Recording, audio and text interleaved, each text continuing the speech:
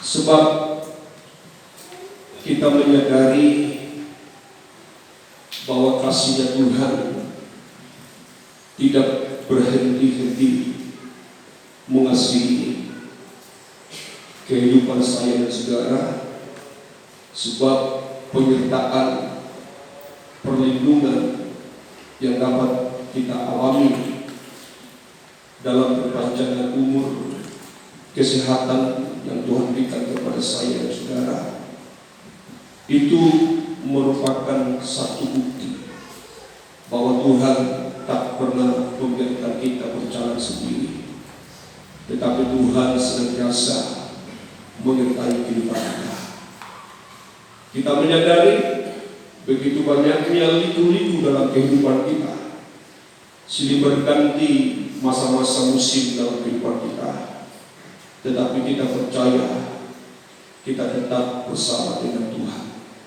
Saudaraku yang dikasihi Tuhan, sungguh kami dapat juga merenungkan bagaimana Tuhan yang telah memberikan kesempatan bagi kita sekalian untuk kembali dapat bersama-sama di dalam pekerjaan Tuhan. Bahwa dari Tuhan, banyak di antara saudara kita tidak bisa lagi dapat mengerjakan pekerjaan di dunia ini, tetapi sudah mengakhiri pertandingan. Itu pun merupakan satu anugerah yang Tuhan berikan.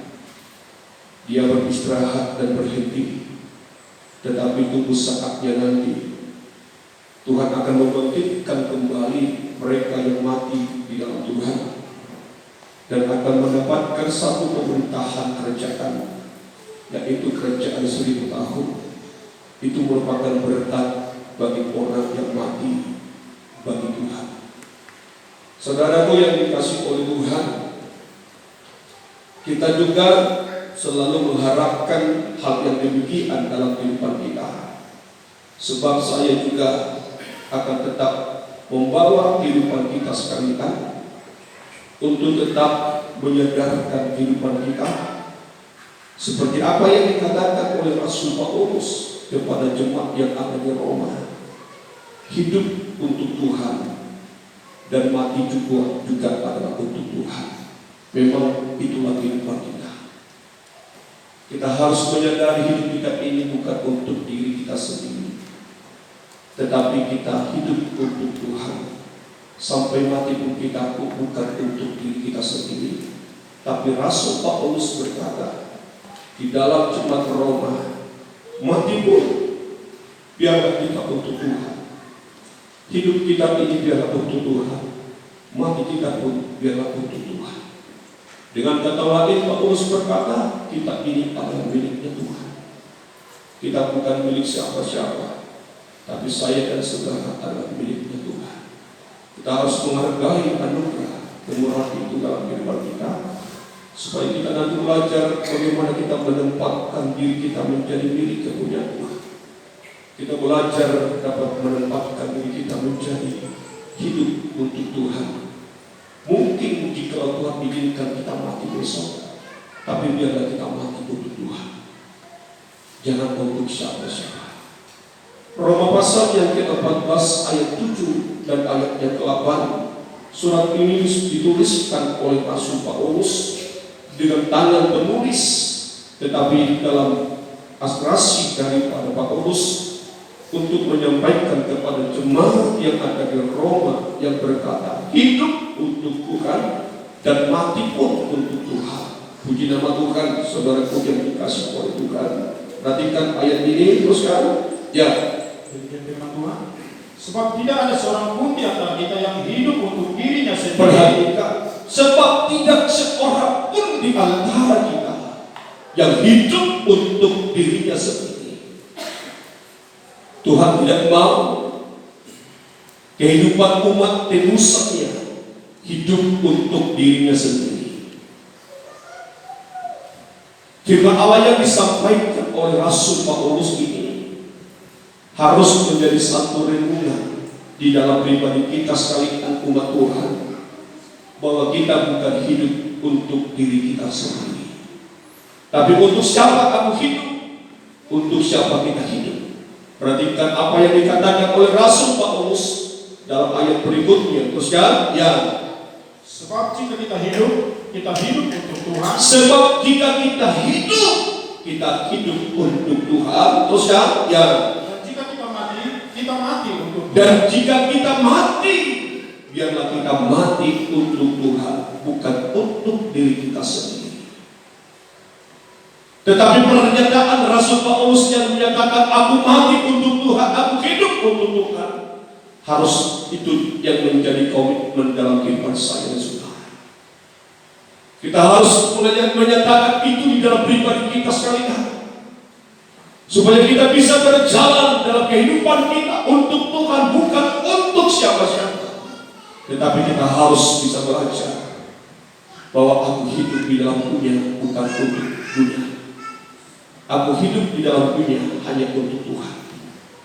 Paulus menyatakan sebab jika kita hidup untuk Tuhan, dan jika kita mati untuk Tuhan. Teruskan ayat selanjutnya apa yang dikatakan oleh Paulus untuk Tuhan. Teruskan ayat 8. Ayat 8. Lanjutkan ayat 8 tadi. Jadi baik hidup atau mati, ya, kita adalah milik. Jadi baik hidup atau mati, kita adalah miliknya Tuhan. Amin. Amin. Kita menyadari saudaraku yang dikasihi oleh Tuhan, bahwa kita telah ditebus oleh darah Yesus yang begitu mahal. Firman Tuhan mengatakan engkau telah ditebus dengan cara hidupmu yang sia-sia. Dan kamu hidupmu sekarang bukan hanya untuk dirimu sendiri, tetapi kamu hidup dalam Tuhan. Maka kita menjadi kepunyaan Tuhan.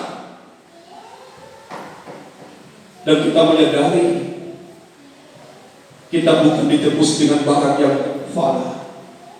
Tetapi Petrus berkata, engkau ditebus dengan darah yang suci, darah yang begitu mahal.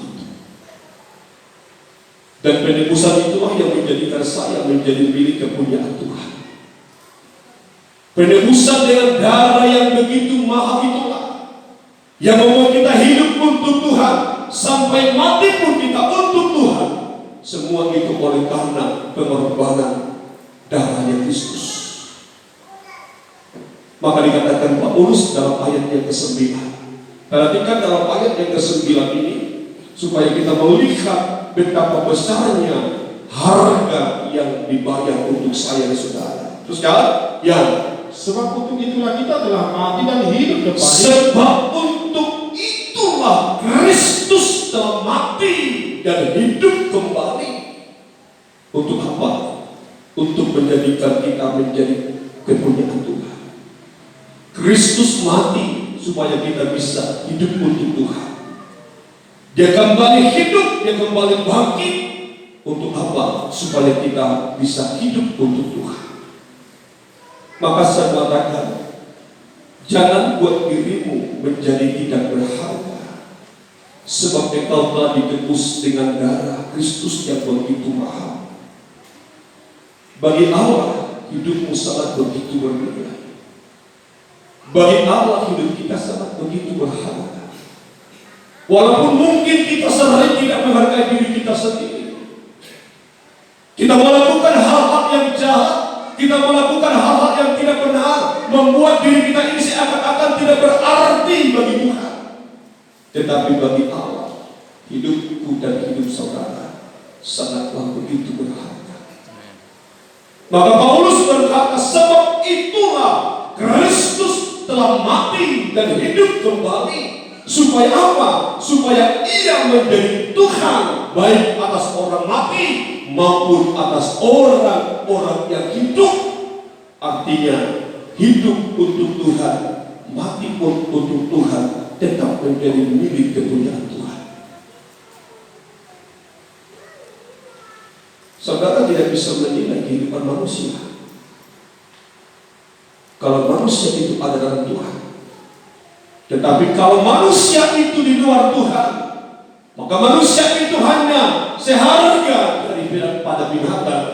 Apa yang dikatakan berkhotbah, manusia itu sama seperti binatang.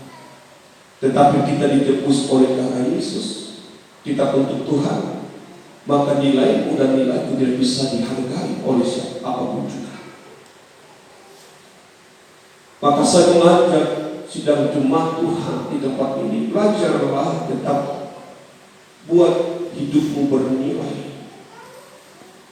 Dimanapun saudara, katakan aku hidup untuk Tuhan. Jika kita menyadari kita hidup untuk Tuhan, maka kita harus menjaga diri kita ini tetap menjadi satu barang yang berharga.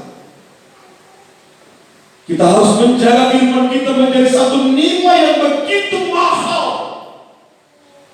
Kalau kita menyadari kita hidup untuk Tuhan, tetapi kalau kita tidak menyadari kita hidup bukan untuk Tuhan, maka disitulah kita tidak bisa menghargai diri kita, siapa diri kita. Tetapi kita mau melihat bagaimana karya Allah di dalam kehidupan kita, yang telah memanggil kita, yang telah memilih kita, yang telah memilih kita dengan kematian dan kebangkitannya. Tuhan mau sepanjang umur hidup kita tetap untuk Tuhan. Dan Tuhan punya rencana yang sangat begitu indah dalam kehidupan saya dan saudara, di saat kita dapat menjadi hidup untuk Tuhan. Mari kita sama-sama kembali melihat apa tanda-tanda orang yang hidup untuk Tuhan, apa tanda-tanda orang yang menjadi milik kepunyaan Tuhan. Dan inilah yang tetap harus ada di dalam pribadi saya. Ini yang tetap harus ada di dalam kehidupan kita. Tanda-tanda hidup dalam Tuhan. Kita melihat di dalam surat Galatia pasal 5 ayat yang ke-24. Dalam surat Galatia, surat kembali Paulus kepada jemaat yang ada di dalam kepada jemaat Galatia, dia mengatakan bahwa orang yang menjadi milik Kristus itu adalah orang yang senantiasa menyelipkan kakinya. Terus kan dalam Galatia pasal 5 ayat yang ke-4, haleluya, ya.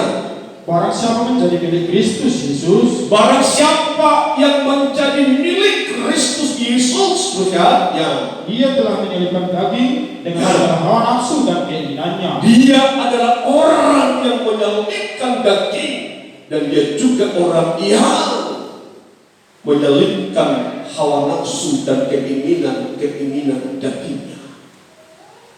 Kalau kita menjadi orang Kristen dan kita mengatakan kita hidup untuk Tuhan, tetapi kita tidak mampu menyelipkan keinginan daging kita, kita tidak mampu menyelipkan hawa nafsu dan keinginan daging kita, bukankah kita milik orang lain?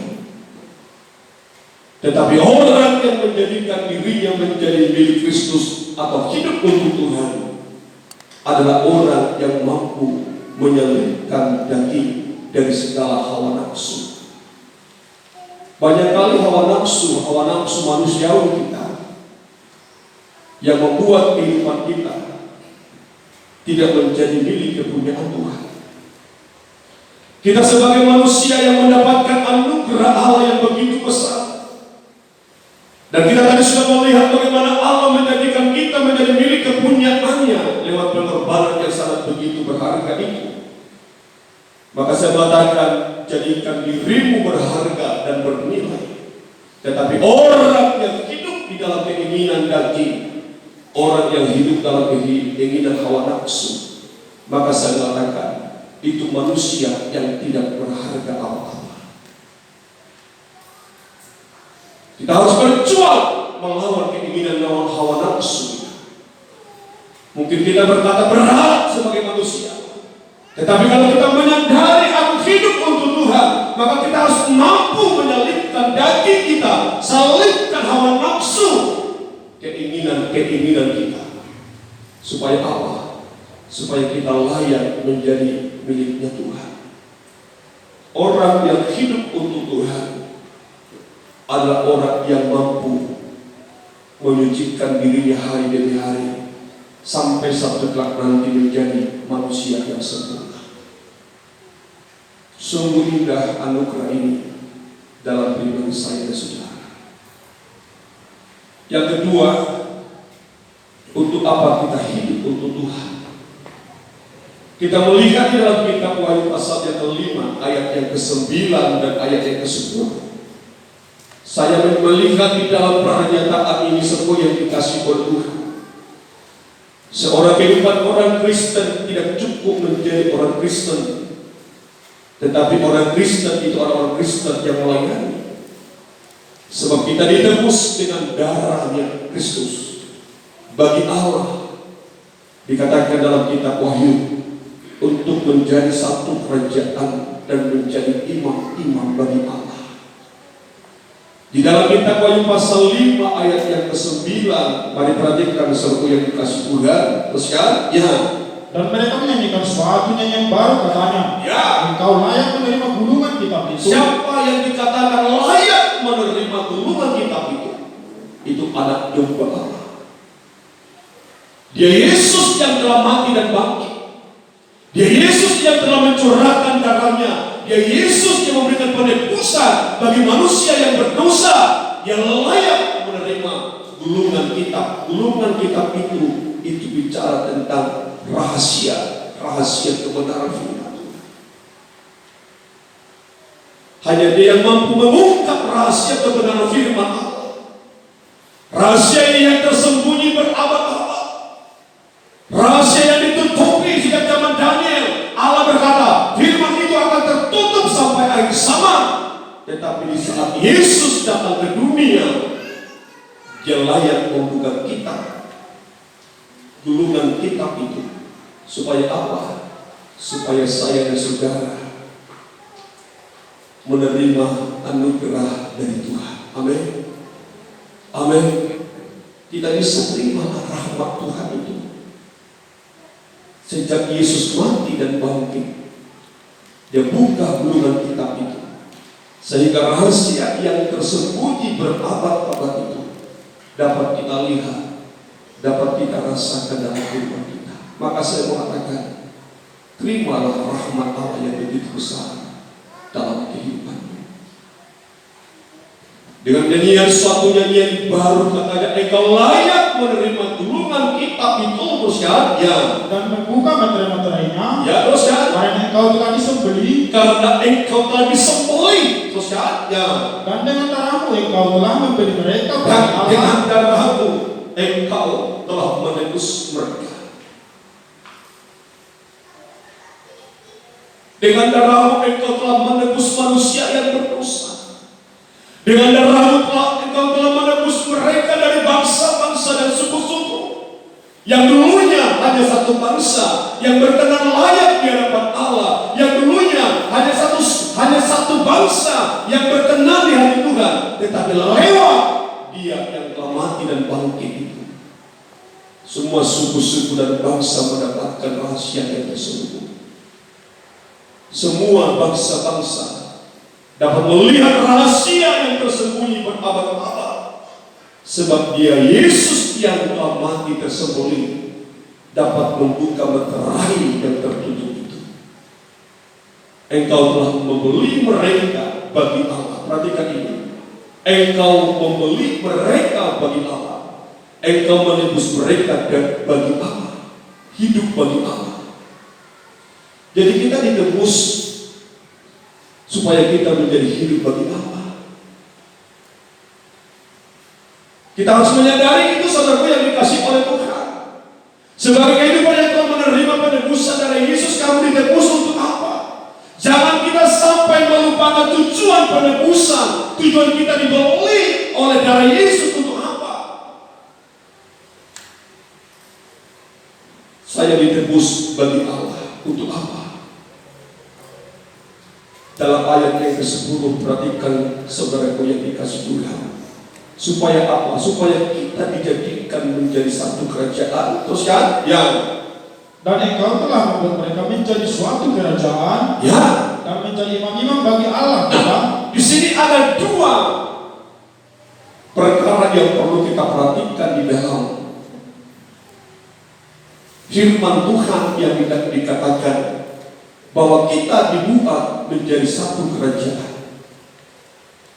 Kerajaan dunia akan diganti dengan menjadi kerajaan surgawi. Kerajaan dunia ini satu saat akan lenyap, tetapi akan digantikan dengan suatu kerajaan yang tidak pernah lenyap. Dan kesana kita dibawa oleh penebusan darah Yesus itu. Maka dikatakan, dan engkau telah membuat mereka menjadi suatu kerajaan. Siapa yang dikatakan menjadi satu kerajaan? Yaitu bangsa akhir, bangsa yang bukan bangsa pilihan Tuhan, tetapi saya, saudara, yang dijadikan menjadi kerajaan Allah. Kalau kita bicara tentang kerajaan Allah ini, banyak hal yang kita ingin tahu. Bahkan Yesus banyak bicara tentang perumpamaan kerajaan Allah. Maka orang yang dikatakan hidup menjadi satu kerajaan Allah, maka nilai-nilai kerajaan itu ada di dalam pribadi saya. Satu saat Yesus berkata, engkau akan menerima anak ini bagaikan menerima kerajaan Allah. Artinya apa? Satu kumpulan yang hidup di dalam ketulusan hati. Dan kita sebagai kehidupan yang telah ditebus oleh darah Kristus itu, kita harus menyadari sesuatu yang dikasih oleh Tuhan, bahwa kita bukan lagi manusia yang hidup dalam dunia. Artinya kita bukan lagi miliknya dunia, tetapi kita sudah menjadi milik kerajaan Allah, miliknya Allah. Maka Paulus tadi berkata, kami hidup untuk Allah. Bukankah itu merupakan satu hal yang besar? Kemurahan yang kita terima dari Tuhan. Siapa yang bisa membentuk kita, membawa kita dalam kerajaan itu? Harga apa yang harus kita berikan untuk masuk dalam kerajaan itu? Sadarkah kita manusia yang hina? Sadarkah kita manusia yang sangat bodoh? Paulus berkata, kamu manusia yang tidak terpandang secara manusiawi, tetapi kita dibawa masuk dalam kerajaan yang begitu mulia. Itu merupakan satu rahmat Allah yang kita terima dalam kehidupan kita. Dengan darahnya, Dia membeli engkau dari suku dan bangsa, supaya kamu dibuat menjadi satu kerajaan. Dan saya mengatakan kerajaan itu merupakan satu kerajaan yang sangat begitu mulia. Tidak sama dengan kerajaan dunia. Sebab kerajaan ini adalah kerajaan yang datangnya dari Tuhan. Kita dijadikan menjadi satu kerajaan yang sangat begitu besar. Karena saya dan saudara sudah ditebus oleh darah Yesus yang suci. Kedua, dikatakan di dalam kitab Wahyu pasal yang kelima, dan dijadikan menjadi imam-imam bagi Allah. Apakah imam? Imam-imam itu menurut perjanjian lama adalah kehidupan yang telah dihabiskan untuk menjadi pemegang jabatan pelayanan. Tidak boleh melayani di rumah Tuhan, tidak dapat melayani di kemah suci Allah kalau dia tidak bisa menjadi imam. Kita menyadari sesuatu yang dikasih oleh Tuhan. Dulu dan zaman perjanjian lama, tidak semua suku bangsa Israel dijadikan menjadi imam-imam, tetapi hanya dari suku Lewi, itu pun dari keturunan Kehat. Bukan semua keturunan Lewi dijadikan Allah menjadi imam. Dari satu suku kembali Allah pilih dari satu marga namanya Kehat.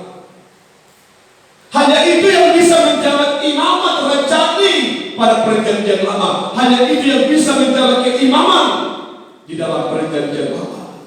Tetapi di dalam perjanjian baru, oleh darah Yesus, oleh korban Kristus, oleh pembelian Kristus dalam kehidupan manusia yang berdosa itu, kita dijadikan menjadi imam-imam bagi Allah. Bukan bagi satu gereja, bukan bagi gembala, tetapi saya dan saudara dijadikan menjadi imam-imam bagi Allah.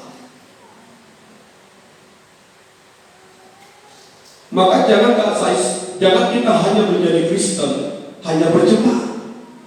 Tetapi Kristen yang mendapatkan penebusan dengan darah Yesus harus menjadi imam-imam bagi Allah. Sebab untuk itulah kita ditebus dengan darahnya, bukan hanya menjadi satu Kristen, bukan kita menjadi orang percaya, tetapi tujuan penebusan Allah bagi saya dijadikan menjadi satu kerajaan dan menjadi imam-imam bagi Allah. Mungkin kita berkata, oh aku sudah bergereja, tetapi tanyalah kepada diri sendiri, sudah sebagai apa kita di dalam pelayanan Tuhan itu? Sudahkah ada ambil bagian kita di dalam pelayanan Tuhan? Sudahkah kita menjadi imam-imam bagi Allah? Kita yang sudah merasakan penebusan, mengalami penebusan dengan darah Kristus, sudahkah kita benar-benar menjadi imam-imam bagi Allah? Maka saya katakan semua orang Kristen itu harus menjadi imam-imam. Artinya semua harus mampu mengambil bagian di dalam pelayanan Tuhan. Imam-imam itu artinya pemegang jabatan pelayanan. Amin. Amin. Imam-imam itu pemegang jabatan pelayanan. Kita dipanggil untuk menjabat jabatan itu. Kita dipanggil untuk memegang pelayanan itu. Sebagai apapun kita dipakai Tuhan, kita harus ambil bagian dalam pekerjaan Tuhan. Amin. Jangan hanya berfokus kepada gembala. Oh, gembala itu enak, biar aku menjadi gembala. Nanti kalau semua gembala, siapa gembala? Mungkin orang berkata lebih enak pemimpin pujian solidar. Mungkin kita berkata, siapa yang menjadi jemaat, siapa yang menjadi singer, siapa yang menjadi pemain musik. Sekecil apapun kita di dalam pelayanan, kita menjadi imam bagi Allah. Seorang waiter bisa berkata kepada pemegang apa ini, komputer, laptop ini, kamu tidak menjadi imam. Seorang gembala tidak bisa berkata kepada seorang waiter, kamu tidak menjadi imam. Tetapi apapun jabatan yang kita terima daripada Allah, itulah yang menjadikan kita imam-imam bagi Allah. Tidak diukur besarnya pekerjaan yang kita kerjakan. Sekecil apapun pekerjaan yang kita pegang di dalam pelayanan Tuhan, kita adalah imam-imam bagi Allah. Amin. Dan kita harus berjuang menempatkan diri sebagai imam dengan membuktikan kita diangkat oleh darah Yesus, bukan gereja, bukan gembala. Kalau kita diangkat lewat dasar nyata Kristus dengan penebusan darah Yesus menjadi imam-imam, kita harus menyadari bahwa kita harus menjaga kekudusan. Maka apa yang dilihat dari seorang imam itu bukan kemampuan, tetapi kehabisan yang dia miliki.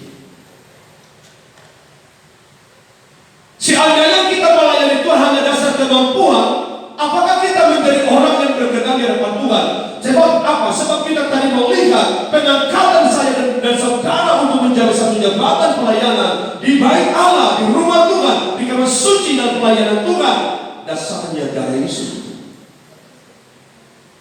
Bukan kemampuan yang kita miliki, bukan kehebatan yang kita miliki sesuatu yang dikasih oleh Tuhan. Kita diangkat oleh Allah menjadi imam-imam, tidak, tetapi kita dijadikan menjadi imam oleh karena apa? Kuasa darah Yesus itulah yang menjadikan saya dan saudara menjadi imam-imam bagi Allah. Kemampuan, keahlian, salah tidak? Tidak salah. Tetapi betapa lebih luar biasa orang yang ada kemampuan, orang yang ada skillnya melayani Tuhan dengan tabisan yang benar. Jangan layani Tuhan tanpa tabisan yang benar. Kalau kita melayani Tuhan tanpa terpisah yang benar. Kita melayani bukan dasar darah Kristus, tetapi hanya dasar kemampuan, keahlian yang kita miliki. Apakah kita berguna bagi Tuhan? Satu saat nanti Paulus berkata dalam Korintus, semua bangunan-bangunan itu akan teruji. Sekarang kita tidak mengalami ujian apa-apa semua yang dikasih Tuhan dalam pelayanan kita masing-masing. Tapi di satu saat pelayanan saya juga akan diuji sebagai gembala. Seorang WL pelayanannya juga akan diuji. Seorang pemain musik pelayanannya juga akan diuji. Kolektor semua kita di satu saat akan diuji.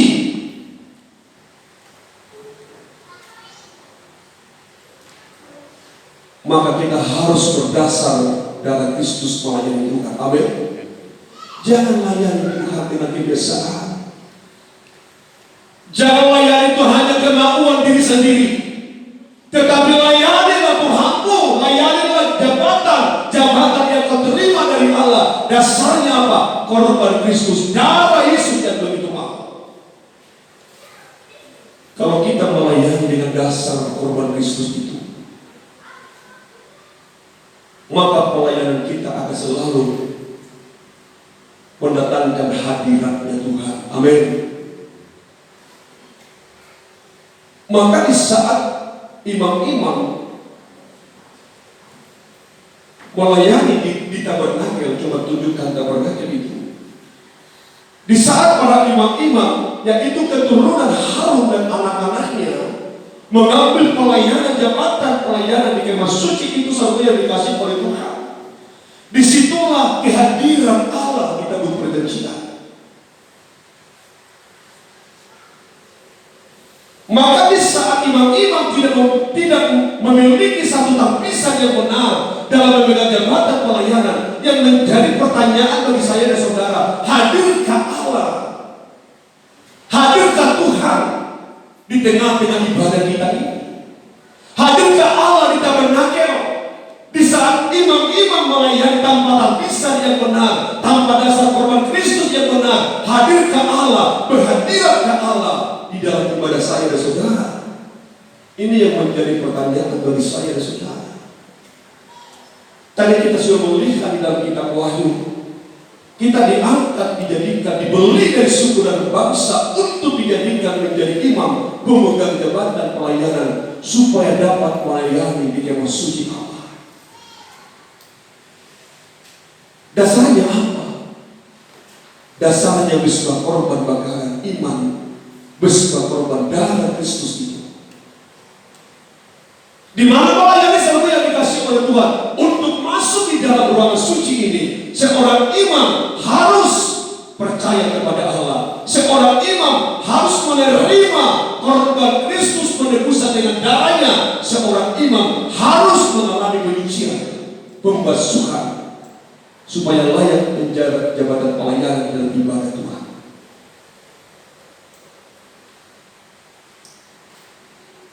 Kalau kita meyakinkan pelayanan kita dasarnya adalah darah Kristus, tetapi kalau kita melayani Tuhan tanpa dasar perdamaian korban Kristus, tanpa penabisan yang benar dari Tuhan, yang menjadi pertanyaan bagi saya dan saudara, hadirkah Allah di ruang suci?